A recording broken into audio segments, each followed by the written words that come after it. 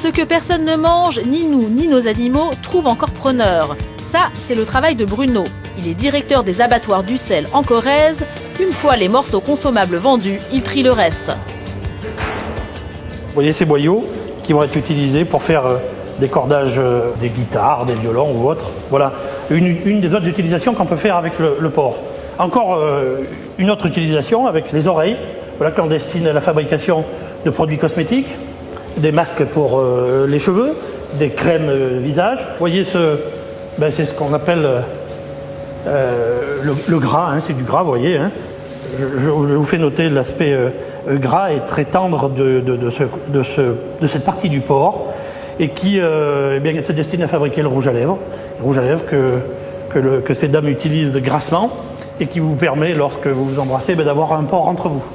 Aujourd'hui, c'est justement du gras que Bruno doit livrer à un laboratoire cosmétique. Nous n'avons pas été autorisés à filmer cette étape de la transformation du porc, mais dans cette pharmacie, la propriétaire nous confirme qu'on trouve bien du gras de porc dans les rouges à lèvres. Pratiquement tous les rouges à lèvres sont faits avec de la gélatine porcine. Et dans une pharmacie, du cochon, on n'en trouve pas que dans les cosmétiques. On trouve des médicaments à base de porc, soit le médicament en lui-même, soit l'enveloppe du médicament qui est composée de gélules.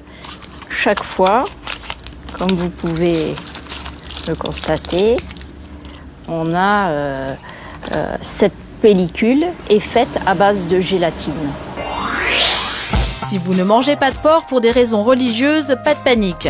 Gabriel Elfassi est rabbin en banlieue parisienne. Il est très clair, quelle que soit la religion, quand il s'agit d'un médicament, il n'y a aucune interdiction.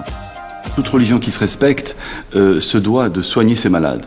Donc à partir du moment où il y a, on va dire, un remède qui a été prescrit par son médecin, que cela contienne une matière grasse animale qui est infime, qui est presque, on va dire, inexistante, il n'y a aucun problème, on peut avaler donc ce genre de médicament. Je prends l'exemple de la gélule, bien sûr.